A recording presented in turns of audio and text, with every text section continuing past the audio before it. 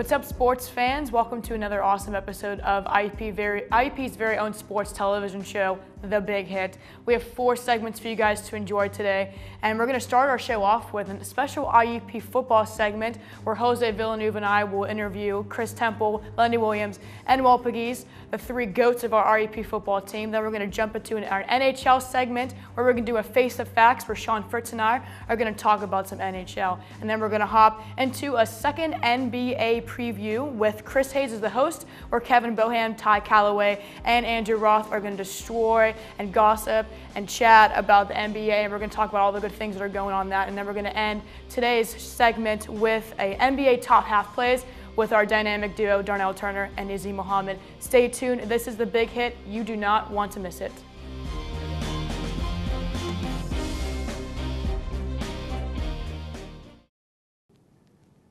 And welcome back into The Big Hit, everybody. My name is Sean Fritz, joined by my co-producer, Jose Villanueva. We've got a quick little segment here. We'd like to call it our producer's preview. We'll be previewing everything that'll be going on here on The Big Hit for the rest of the semester. There's a lot of cool things that are going to be coming up. So we'll break it all down for you, talk about a couple different things. First off, we got the Daytona 500 coming up this week for all you NASCAR fans out there. That'll be something cool to watch. Biggest race of the year to all the NASCAR fans. So that'll be pretty awesome. Before that, Saturday night, we have the Stadium Series. Jose, I know you're going to the game. Yeah, I'm excited. It's going to be held at Heinz Field. What are you looking forward to about it? You know what? I've never done hockey on Hit the Big Hit, as our watchers know, but I'm excited to go to my first hockey game. I'm going to root for the Flyers. I'm not a big hockey guy, but I don't like the city of Pittsburgh, so I know you're happy about that. Yes, sir. I hope to see some Wayne Simmons and Claude Giroux go into action. If Sidney Crosby gets punched in the face, I won't be upset. Yeah. But it should be fun. I hope it's not too cold. Yeah, no, I'm definitely a fan of these outdoor games. Would love to have the opportunity to go to one at some point. You know, being a big hockey fan, as most people know. Now that I think about it, has there ever been one at Citizens Bank Park? There has. There's been one at Citizens Bank, the Flyers and the Rangers, and I want to say 2012, and that was a pretty cool experience. The only thing I'm really skeptical about, and like obviously you'll be able to tell me, you know, when you get back, what's it like? You know, are you able to see the puck? Is it obviously it's not going to be that similar to an NHL arena, but what will it be like with the dimensions of the seating and everything? Will you be able to see the puck? Will the weather like have anything to do with like how it's played on the ice and stuff? I think that'll be a cool aspect to get into. Absolutely, I think it'll be a fun time, and I know for all you guys watching back home, you're going to enjoy it just as much. Yep. Yeah. The next thing coming up pretty soon is the World Baseball Classic. It's going to be held for the first time since 2013. Team Dominican Republic won it in 2013. Over my Puerto Ricans. What do you? Yep, they won 3-0 over Team Puerto Rico that year. They're bringing a couple of big names back, a couple of big bats. What are you looking forward to about the World Baseball Classic? Obviously, the Dominicans always have a stacked roster, but Puerto Rico finally has some quality major league talent, Correa, Lindor, Baez, that they can bring. But also, I want to look forward to the U.S. The U.S. has never made it past the qualifying rounds. And they're actually favored by Vegas this year. I hope that they play well because they have the best players in the entire world. How do they not make the championship rounds? Yep. So I hope Team U.S. dominates a little bit. I think they're in the same pool as Dominican Republic, so to get a change phase would be nice. Yeah. Cuba doesn't have any major league stars anymore. They're young guys because of their the leaving rules and this and that. Cuba won't be as heavily favored. Yeah. What about you? Yeah, I'm actually looking forward to Team USA as well. Obviously, like I mentioned, they're favored by Vegas this year, and you know they haven't been able to succeed in this like you know people would expect them to in years past. Hopefully, they're able to do it this year. They got a couple of really good pieces: Buster Posey, Giancarlo Stanton, going to be playing for the U.S. this year, so they're going to be really fun to watch. Obviously, I think it's going to come down to them and the Dominican Republic. Who obviously they're in it every year. And the whole thing about the World Baseball Classic, which is why a lot of people are critical of it, is not the best players in each country are playing. You know, right. You would really love to see guys like Mike Trout, Bryce Harper play for the United States, but obviously it doesn't work like that. So you got to just make best, you know, with what you have. And I think the Dominican Republic has found ways to do it in the past, so I think it'll be a good challenge for the U.S. this year. I think it's going to be fun to watch. Absolutely. It's going to be a great time. We'll bring our own WBC segment for you when the time comes. But moving on to IP basketball, Sean, I know you're a big fan. So far they already clinched the IUP or PSAC West conference title. The KCAC will be hosting if IUP succeeds the first to fast game for the tournament itself. Yep. What do you expect for the IUP basketball team? I think I'm really looking forward to it. Obviously, they're going to be able to host a playoff game, which will be really cool, probably sometime next week. So that'll be real cool to see them go up against a team that they battled with in the PSAC all year. Mm-hmm. Like you mentioned, they clinched the PSAC West, which is why they're hosting the game. But they've just been a fun team to watch. Absolutely. I think something that really excites me about this team is how balanced they are and how well they can spread the floor. Obviously, everybody knows about Jacobo Diaz, who is a double-double machine, but obviously they've got a lot of really good pieces around him too offensively, whether it be Anthony Glover, Dante Lombardi, the list goes on. They've got a really, really balanced group offensively, and Devin Cottrell holds it down in the middle for him defensively. So I'm looking forward to them. I think they can make a pretty deep run. What do you think? In my 4 years, I think this is the best team to watch. I agree. There's been, in my past years, there's been Devontae Chance and Brandon Norfleet that everyone relied on, but this, if Jacobo's not having a great night, you can rely on Glove or you can rely on Cottrell. Like they're so deep and so talented. Yeah. I think this is the best team, and they haven't lost a PSAC game all year. So if they win, storm the court, and that's what I'm excited for. I've never done that in a D2 school. You don't really have the luxury of doing that. Yep. And another cool thing about them, they're riding a 17-game win streak right now. Wow.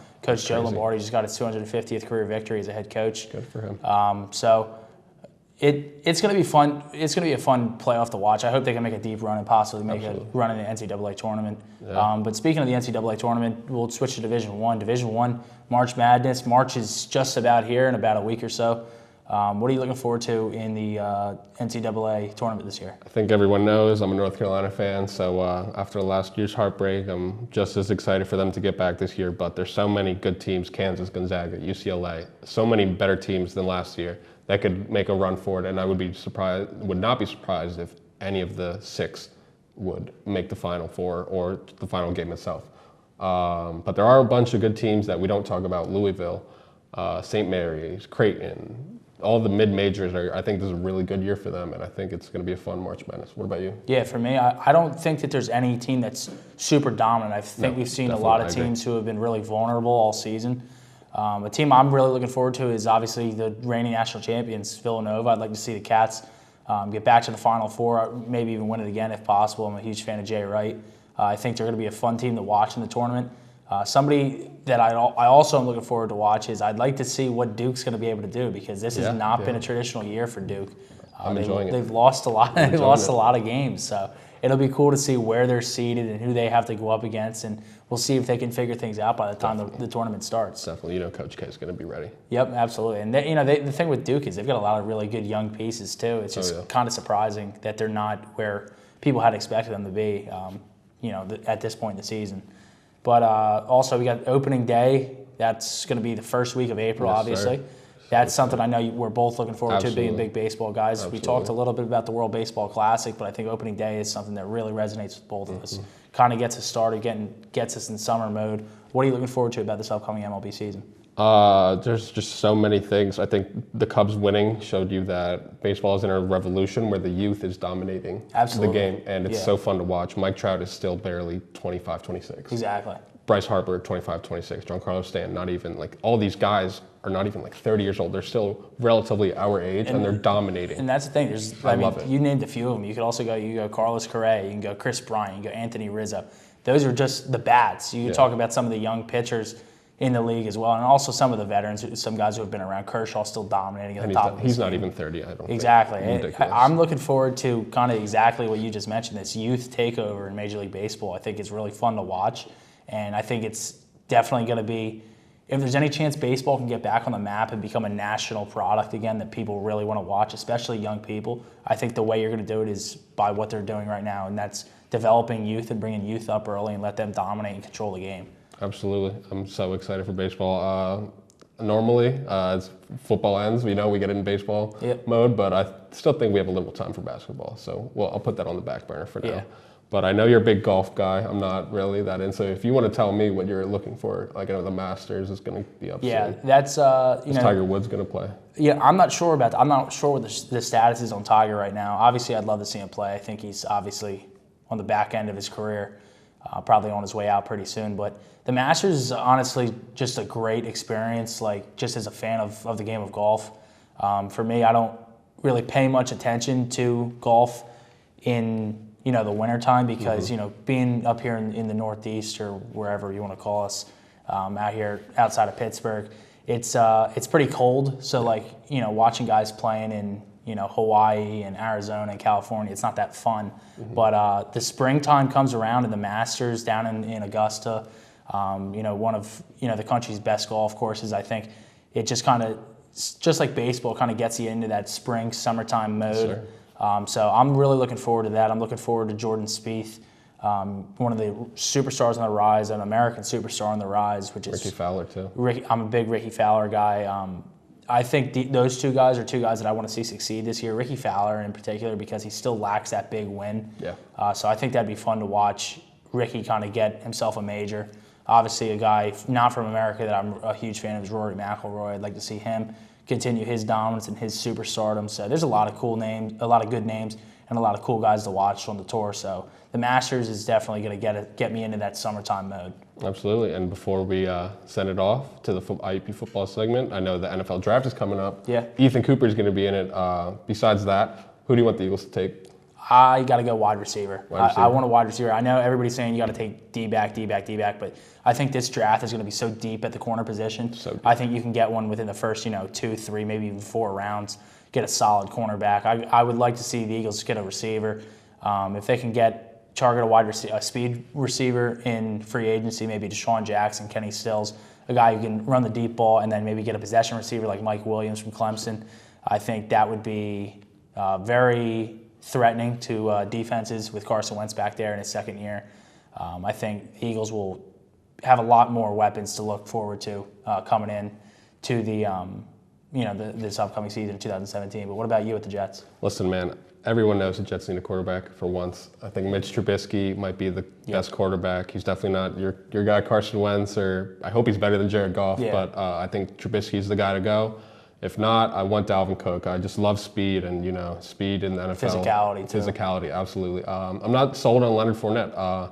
Adrian Peterson will be out there, so if they want to pick up a running back, I know Matt Forte got old, so pick up Peterson and then draft Trubisky. Just something to start us up. We need it. Yeah. But this has been the producer segment for my boy Sean Fritz. I'm Jose Villeneuve. I'll be right back. I'll put my hair down for the IUP football segment, and I'll get out of this wacky green shirt. Stay tuned, guys.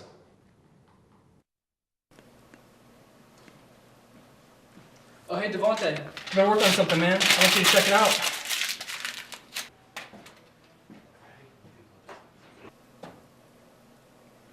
Keep working on that. Okay.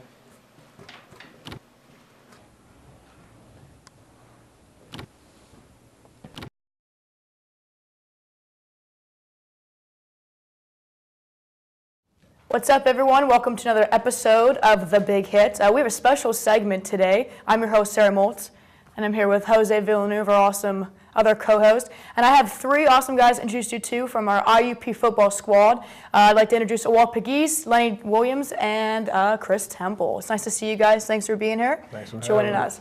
Before we jump into this season, let's recap. Let's go all the way back to the fall.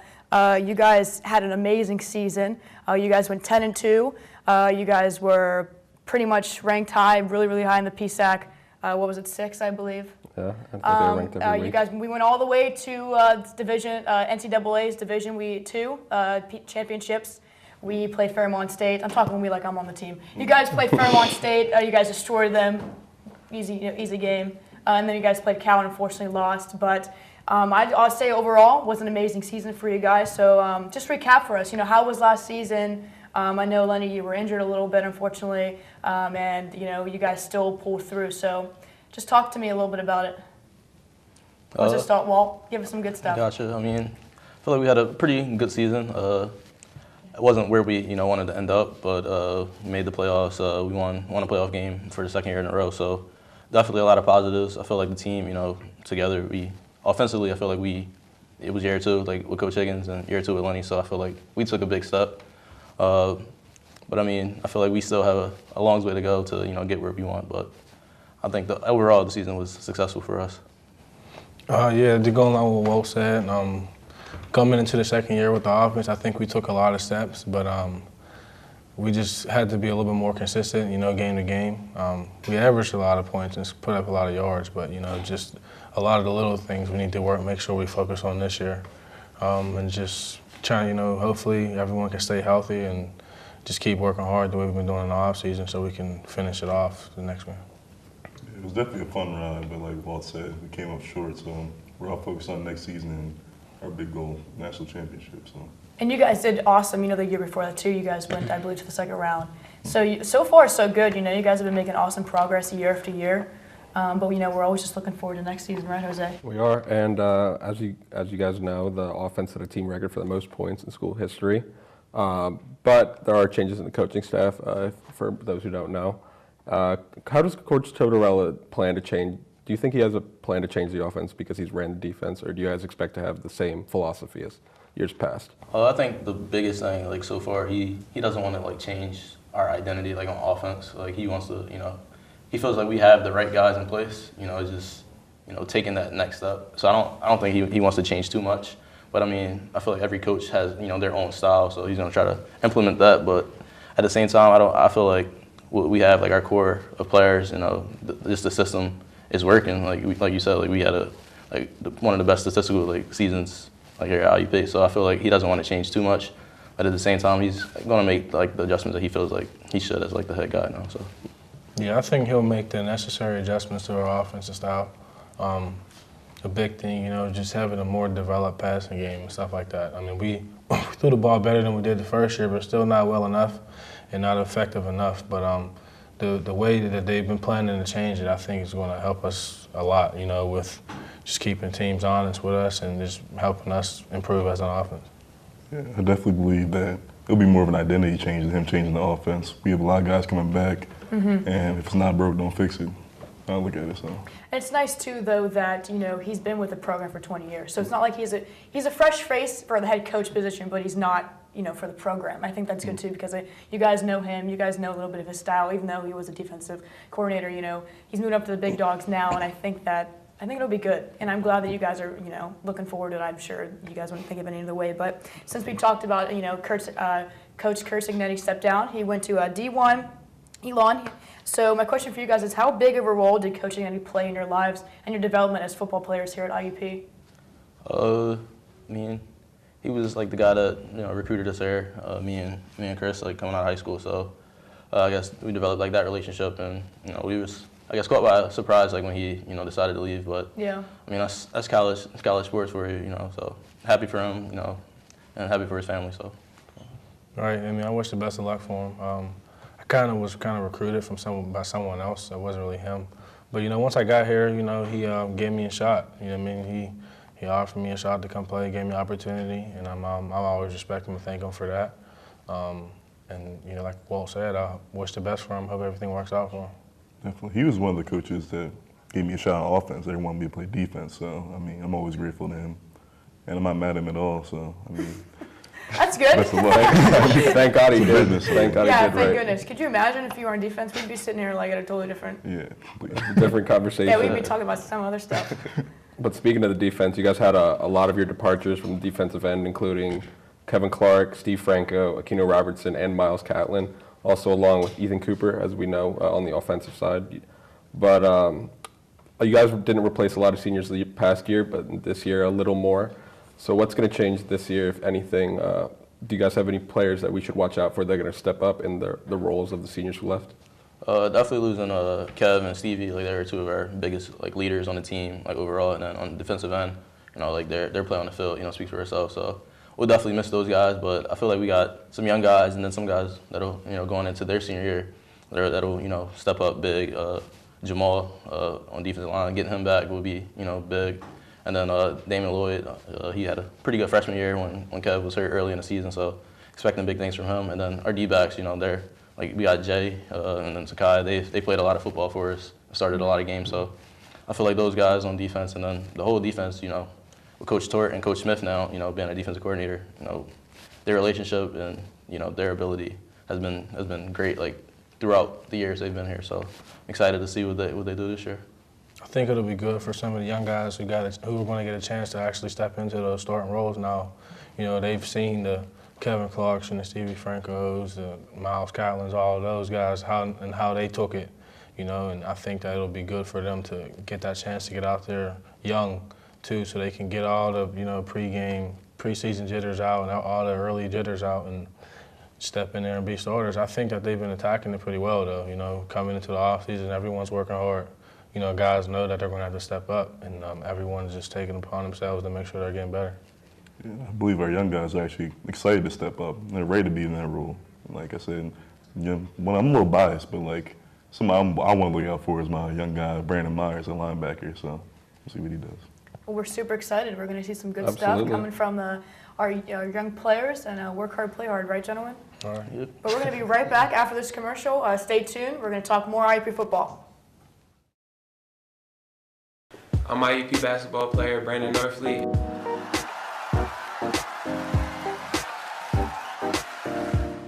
And this is the Big Hit.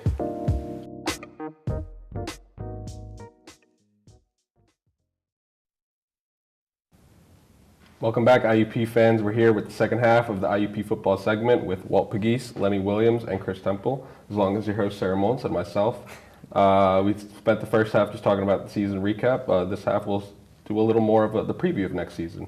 So to start us off, guys, last month was the beginning of this month was National Signing Day. Did you guys get a chance to meet any of the new guys during the process? Is there anyone, like I said, last question, that we should watch out for? I was on campus like for 2 of the 3 like big recruiting, you know, weekends. So I got to meet a couple of the guys and connected with a couple of the receivers and D-backs. So and we signed a big class too. Last year I think we only signed like 9 or 10 guys. This year we had like a 20+ class. Wow. So That's a lot. yeah, so I'm excited to see what the young guys can do this year. So we got a lot of skill position guys, fast guys. So it's always good to have speed on the field.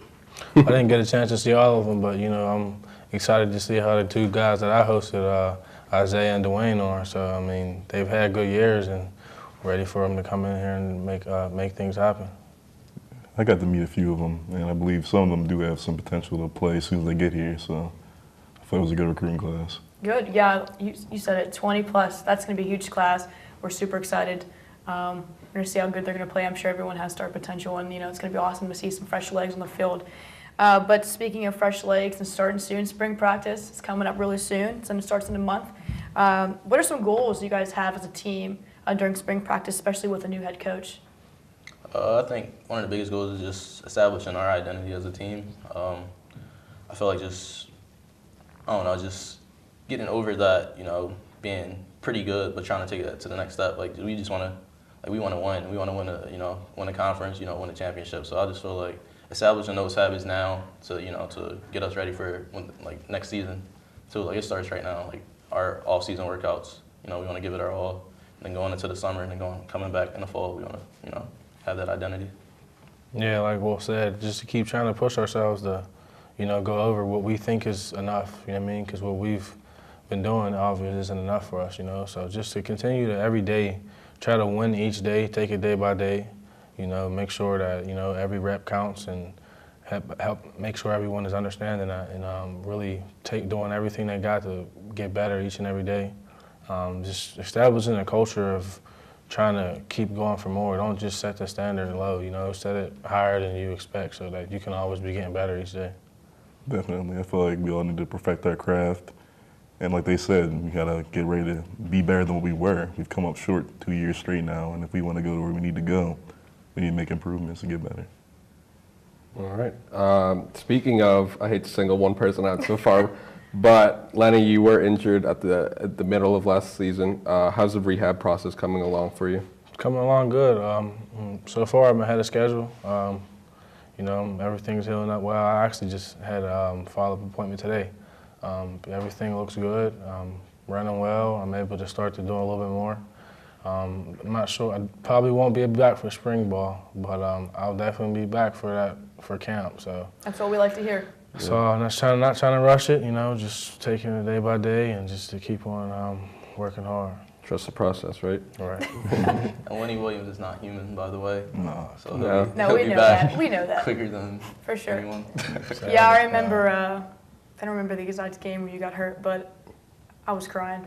I was crying for you. Thank but I you. was like, you know what? I was like, it's all good. Yeah, he's gonna Because come this back. team's going to be good. We're going to be back. We're going to be fresh. It's not going to be a problem. But I'm glad to hear that your process is going well. We're super excited to see you back on the field, that's for sure. And Chris Temple, you were a little bit hurt, had dealt with some injuries too in the beginning of the season. You've been our star running back for the past year or two. But gearing up, this is your senior year, same with Walt. How are you going to prepare yourself for this year that you have coming? It's crazy I have 1 year left, to be honest. It I went know. by really fast. I bet. Seriously. I mean, as far as preparing myself, just getting back in shape, get top shape, getting stronger, watching more film, to prepare myself for another long season. Yeah, that's the only thing you can do, and I'm glad you're starting to feel good. That's good. We're excited to see you next year, that's for sure. Walt, do you want to care to answer about how you feel about being a senior? That's Oh, yeah. crazy. I'm feeling old. I don't know. It's just crazy to think that we have 1 more year left. So I don't know. I'm just focusing on just enjoying this last year. Trying to get the most out of it. But I just want to win at this point. I feel like in my career, I've had a pretty good run, but we haven't won a championship yet. So that's all I'm focused on. Just trying to be the best I can be for my team. Just trying to win the championship. Well, I feel it. I feel like this is the year, guys. I don't know about you, but I feel good. I'm sad confident. I can't be here. Aw. I ran out of eligibility. I know. You're done. But one last just quick thought before we go. Teammate Ethan Cooper, NFL Combine. How crazy is that? It's super exciting. You guys talk to him? What's it starts February 28th? He's in Indianapolis. He's one of the 300 players that were recruited. That's awesome. Yeah, Just imagine, someone from your team is going to the NFL. Yeah, Coop's a great guy. I mean, we talk to him almost every day. Good. Just on a group message with him. And then Is he on sending Twitter, pictures?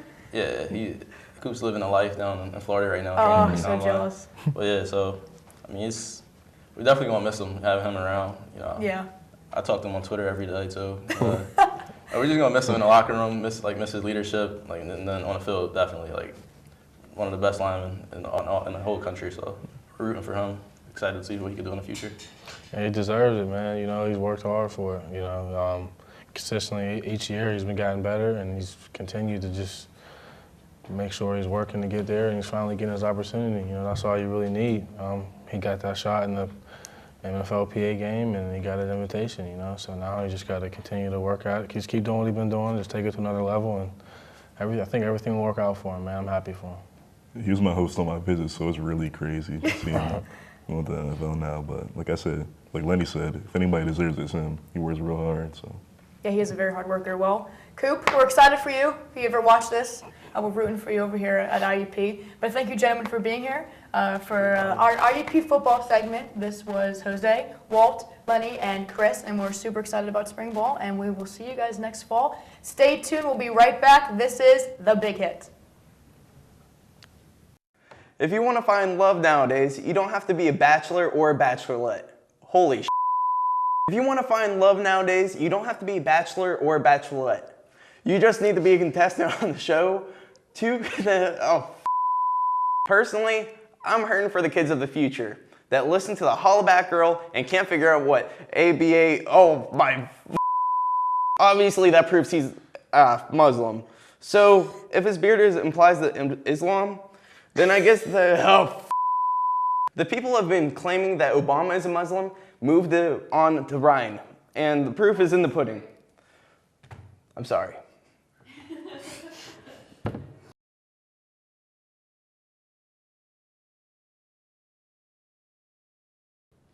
And welcome back into The Big Hit. I'm here with our NHL specialist, Sean Fritz. What's up, Sean? How are you? I'm good. How are you? Good. All right. You ready to talk some NHL? Absolutely. Got trade lines to talk about. We got new head coaches. Let's start it off. One of our top biggest stories in the NHL right now, as you know, is the Bruins firing of longtime head coach Claude Julien. Julien, after being out of a job for only a week, was then hired by Bruins, a rival, the division-leading Montreal Canadiens, after they parted ways with their head coach, Michel Therrien. Do you like this move, Sean? Do you think this was a good idea? Do you think either team in this position has made a mistake in their coaching exchange? Yeah, I think the word in there I think that comes to mind for me is odd. I think it's a very odd move, what's occurred between these two clubs. Obviously, there's been no love lost in the years past, especially with some of the bitter and brutal playoff matchups they've had together. Regular season matchups they've had together, a lot of violence. There's been a lot of, like I said, no love lost between these two clubs, especially between these two original six franchises, two of the oldest franchises in the National Hockey League. Montreal, obviously, historic in their own right. For them, I like the move a lot, bringing in for Boston, I like the move a lot. You know, over the past couple of years, Claude Julien obviously won a Stanley Cup with the Bruins in 2011. Things that were kind of slowing down, you know, for Julien, and there was a lot of speculation at the end of last season if his time was running up in Boston. Obviously, management felt it was time to move on, kind of have a culture shift. They still have some old veteran players in the locker room that they'll be counting on down the stretch, but this is just kind of taking it into a different direction, bringing in head coach now Bruce Cassidy to fill the place of Julien. As for Montreal, I don't really understand the whole aspect with it. Montreal sits atop the Atlantic Division right now. They're one of the best teams in the National Hockey League. They have been all season long. To bring in Claude Julien is a good move for them,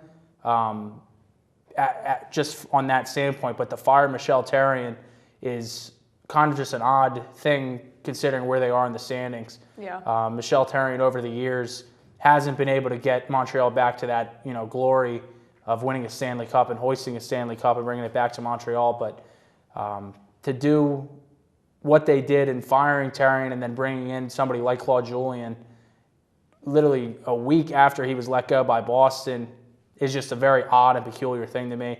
I think it makes sense for Boston. It also makes sense for Montreal. I just don't know if I agree with it. We'll see if it sparks anything further with the Montreal Canadiens, if they're able to keep it rolling, or if it kind of deters anything in their dressing room.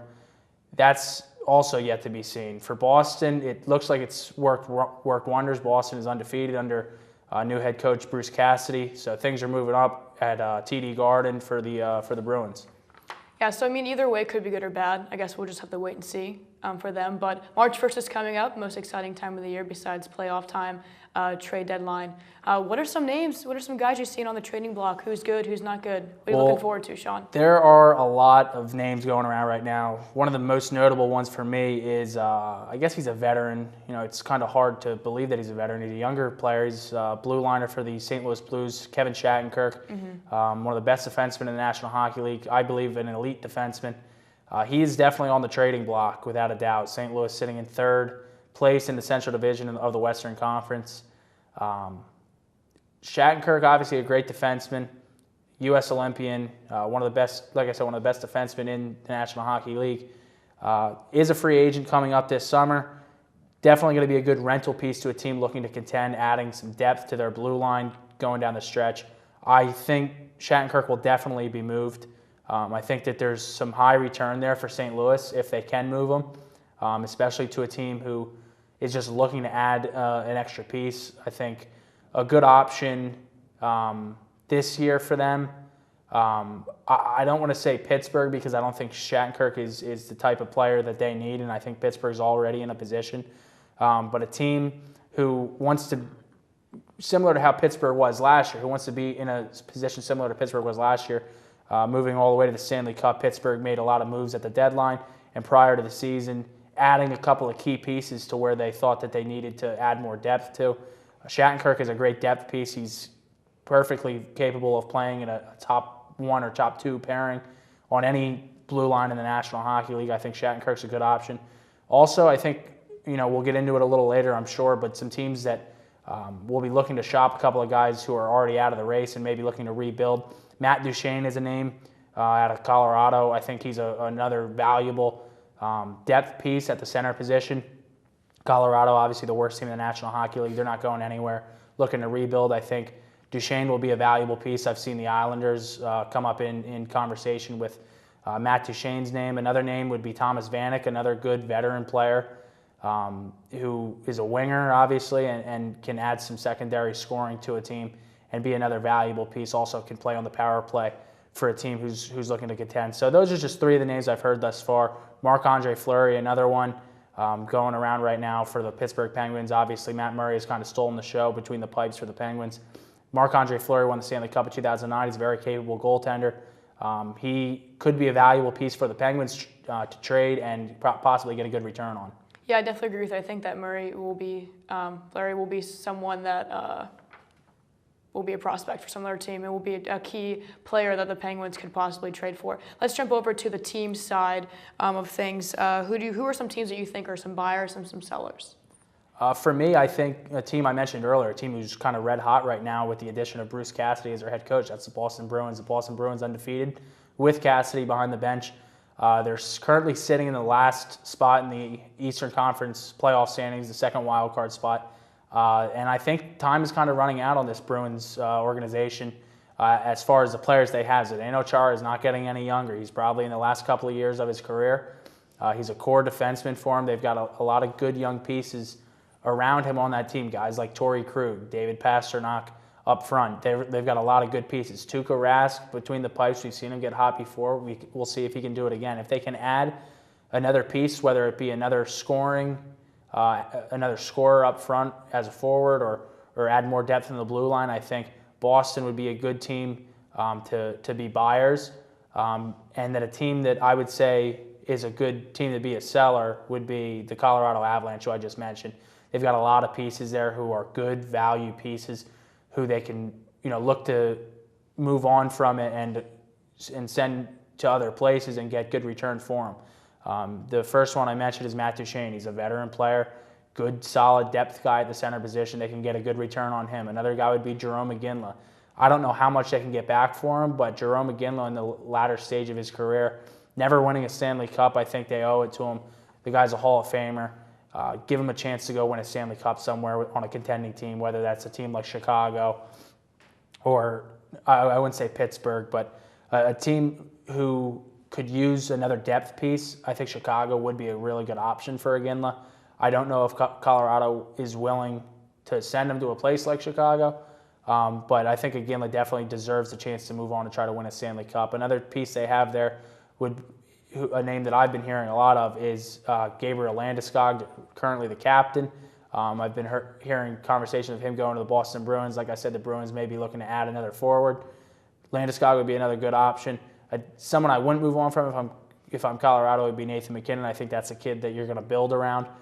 So I think they'll try to hold on to some of their talent, but even a call on goaltender Semyon Varlamov, I think they've got to have their ears to the phone all throughout the next couple of weeks coming up into the trade deadline. I think Colorado definitely has to be sellers. Let's talk about playoffs. Playoff contention, teams who are doing hot, teams who are doing not. Who's out of the playoffs right now, in your opinion? Or who was out that we know of? Who's out right now? I would say a team I don't think that's going to get in. I don't think Toronto's going to get in. I don't think they have the horses coming down the stretch. They don't have enough veteran leadership, and they don't have experienced goaltending. Frederik Andersen is a very good goaltender. They've got a lot of really good pieces. Mitch Marner, who's now injured actually, but Mitch Marner, Austin Matthews, the number 1 overall pick this past year, William Nylander. They've got a lot of really, really good pieces there, but I don't think it's their time. I don't think Toronto gets in. I think a team that possibly who's in right now and I think has a good chance to stay in would be the Boston Bruins. Like I said, if they can make a couple of really good deals at the deadline, they don't have to be major deals, but depth deals. I think Boston's got a really good shot. Also, the New York Islanders, who are off to a terrible start to this season, they fired their head coach Jack Capuano. They've kind of had a resurgence here of late, and they're now sitting just outside of a playoff spot in the Eastern Conference. Philadelphia has dropped off a little bit. I'd like to see them get back into it, but it's pretty much anybody's game in the Eastern Conference. The Eastern Conference, I think the worst team in the conference is Carolina or Detroit, the only team I would really consider in the Eastern Conference to possibly be sellers would be Detroit. They've got a couple of veteran pieces there that could be depth pieces somewhere else, whether it be Johan Franzen or, like I mentioned, Thomas Vanek. But as far as the Eastern Conference, everybody, even Detroit, has a shot to get in right now if they could get hot. The Western Conference, not so much. Who's in the Western Conference right now, I think is probably going to be who's in. I look for Los Angeles to get in there, Edmonton, obviously the main division leaders, Anaheim, San Jose, Nashville, Chicago, and Minnesota, who's red hot right now too. So the Western Conference seems to kind of be settling itself down a little bit, but the Eastern Conference, especially for that last wild card spot, with the Metropolitan being so good, that last wild card spot is going to be pretty hectic down the stretch, I think. Yeah, playoff time is definitely the best time in hockey. I'm looking forward to it. It's been a great season so far, and I'm excited for the playoffs. But thank you, Sean, for being here for our NHL segment. That was Sean Fritz. I'm Sarah Moltz. I'm going to hoop it over to our NBA segment with Chris Hayes. You don't want to miss it. 3, 2, 1, action. Oh gosh.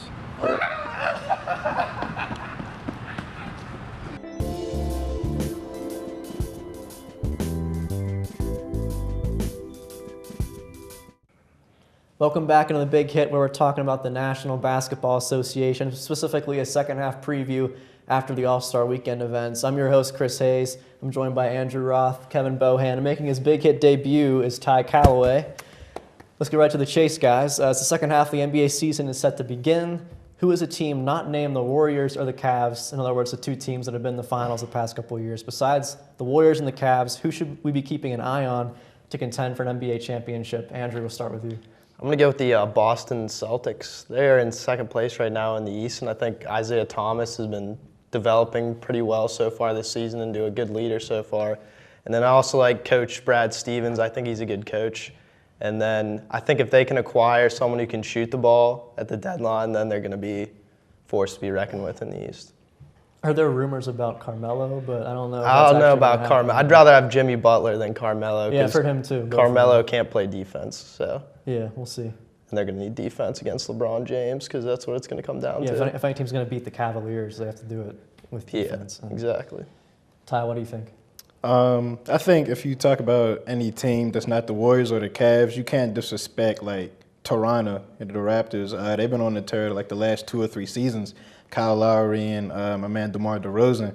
And you also can't sleep Boston. Isaiah Thomas is about to be the only Celtic ever to lead the league in scoring, I think. You know what I mean? And although he's by himself, you can't sleep Russell. Like, there are so many teams you can't sleep. So I think it's almost disrespectful to just assume that we're going to get another Cavaliers and Warriors matchup, even though that hasn't happened. You haven't had 2 teams go to the finals consecutively like 3 times ever in NBA history. So. Yeah, I agree that it would be disrespectful, but I think I'm going to be a little disrespectful because I don't think that any other team's going to go besides the Warriors or the Cavs. I think it's going to be a rematch again. They're clearly the 2 best teams. But I like who you guys mentioned when bringing up the Celtics and the Raptors. A team you guys didn't mention that I like is the San Antonio Spurs. They've been playing great ball. And Kawhi Leonard's been an MVP candidate pretty much for the last 3 years, basically. The guy's been balling out, can play great defense, and has started to score a lot better now. So I think you got to watch out for the Spurs. But like I said, I really don't see anybody taking the East from the Cavs or the West from the Warriors. I mean, they're not going to take it from them. They're going to give it up. Like how the Warriors gave it up last year. Like the Cavs didn't take that. They just gave it up. They gave up that 3-1 lead. I think the new addition with Kevin Durant, he's going to fold. I respect him as a player, but like for his what is this, his first season with his first season Golden State. Golden State. He's going to fold under pressure just like he did in OKC his upcoming seasons. I just think Golden State is so dominant. Where they have 8 or 9 losses only this season. I think 9. Yeah, four All-Stars on their team. Yeah, but those 4 guys. I mean, and plus JaVale McGee's been playing well too. Yeah, I like him. That's not going to keep up. You don't think so? That's not going to keep up. No. Anyway, another big guy is DeMarcus Cousins. Was traded from the Sacramento Kings to the New Orleans Pelicans in a blockbuster trade after the All-Star game.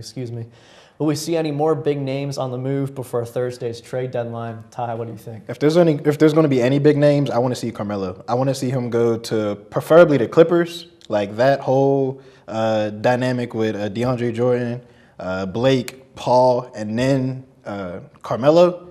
That would be an exciting contender for a Cleveland or for a Golden State or for the San Antonio Spurs.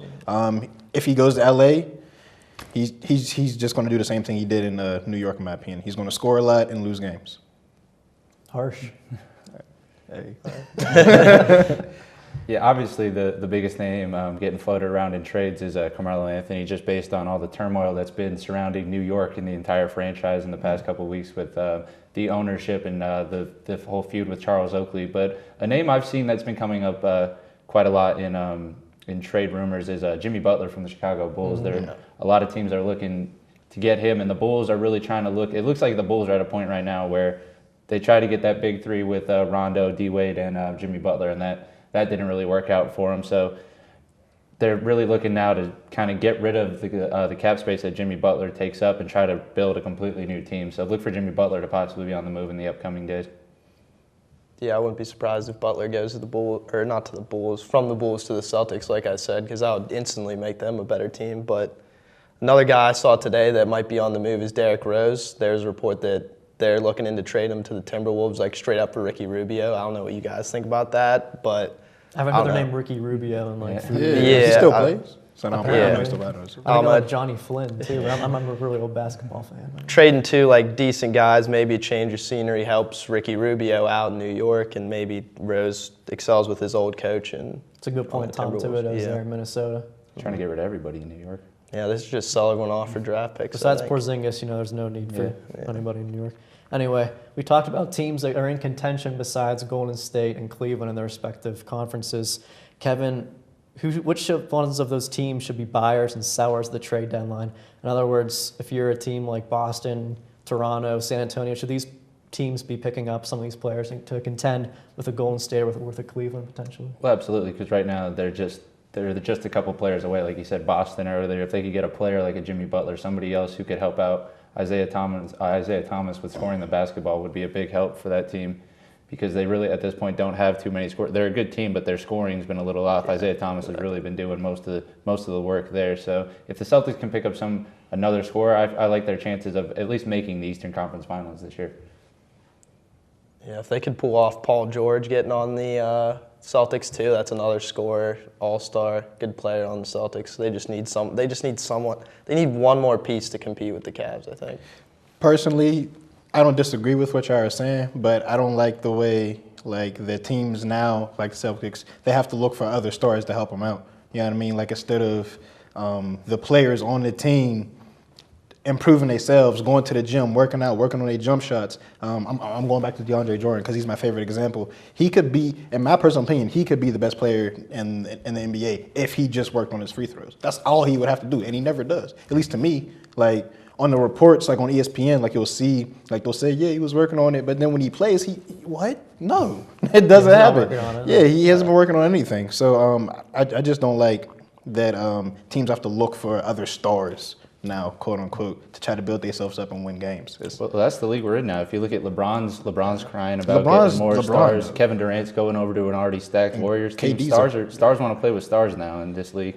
So you gotta win. I'm not saying like that's not how it is. I'm just saying I don't like it. That's all. Yeah, like certainly a lot of parity in the NBA, more so than other sports. Actually, no, there's not parity. Excuse me, I'm not thinking straight. Anyway, teams that are going to fall out of playoff contention.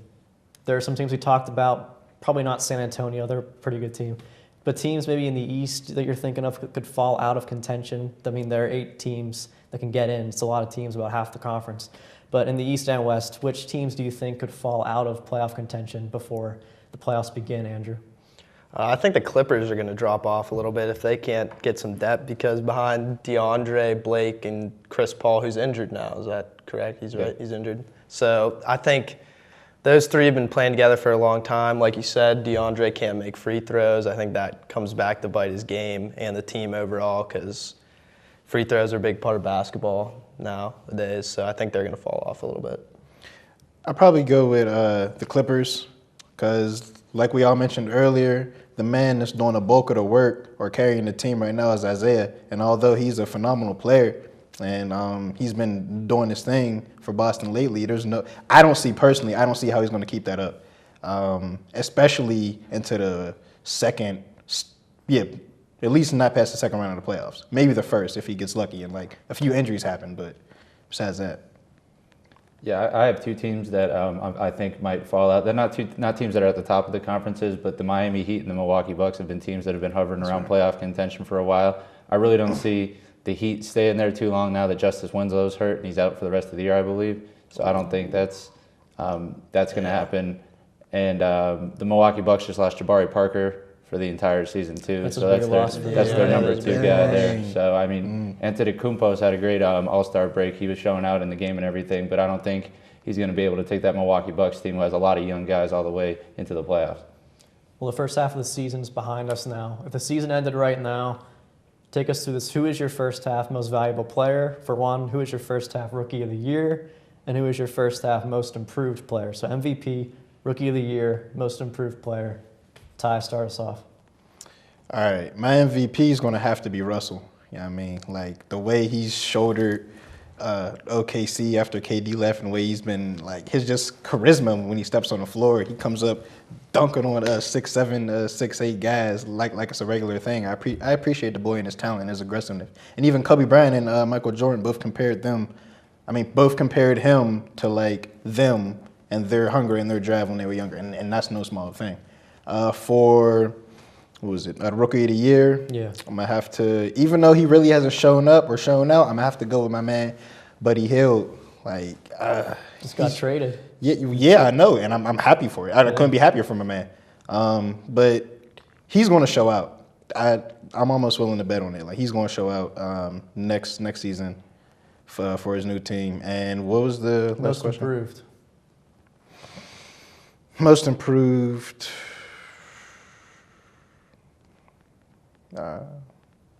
We'll come back to you. Okay. Kevin.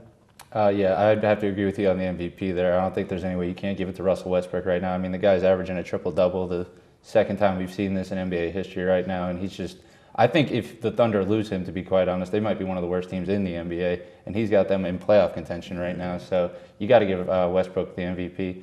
And as for my Rookie of the Year, I don't know how much we're going to see him play in the second half of the year, but right now I think you got to give it to Joel Embiid. Yeah, he's really been. I mean, on a minute restriction right now, he's killing it for Philadelphia. So it shows a pretty bright future there for them. And with most improved player, I'm gonna have to go with Isaiah Thomas. Went from being a scorer last year to being what now an MVP candidate and completely leading a team that now has potential to make it to the Eastern Conference Finals. It has to be a lot for a player to do in just 1 year. Definitely, Andrew. Yeah, we're going to get 3 for 3 across the board on Russell Westbrook. It's hard. Like, LeBron's good on his team, but he's a good player, but you can't pass up Russell Westbrook. Right now, he's 3rd all-time in triple-doubles in a season, and there's so much season left. It's only halfway through the season. Yeah, and like you said, I think if you take him off that team, they're just, like, awful. And he's shouldered that loss of Kevin Durant pretty good so far, so I think he's got to be the MVP.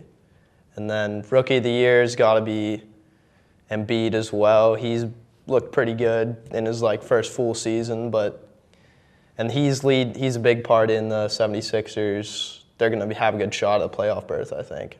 I think they can get in there if they play a strong second half. Yeah, they certainly have a chance. But I have a question. As far as MVP, can we make a case for James Harden? I thought I had James Harden. James Harden's had a pretty solid year. Any other year, yeah. With his competition, though. Any other year, you can make it. And he has the Rockets higher in the seedings than Oklahoma City right now. Yeah, but I think if you take James Harden off the Rockets and Russell Westbrook off the Thunder and the two teams play, I think the Rockets are still a better team than the Oklahoma City Thunder. I think Russell Westbrook's doing more with less right now. Yeah, I can certainly see that point. Well, that's all the time we have on this NBA segment. Again, Andrew Roth, Kevin Bohan making his big hit debut with Ty Callaway. Did a tremendous job. I'm the host, Chris Hayes. We'll be right back with the NBA top plays of the first half with Darnell Turner and Izzy Muhammad. Everyone's favorite duo coming at you next. This is the Big Hit.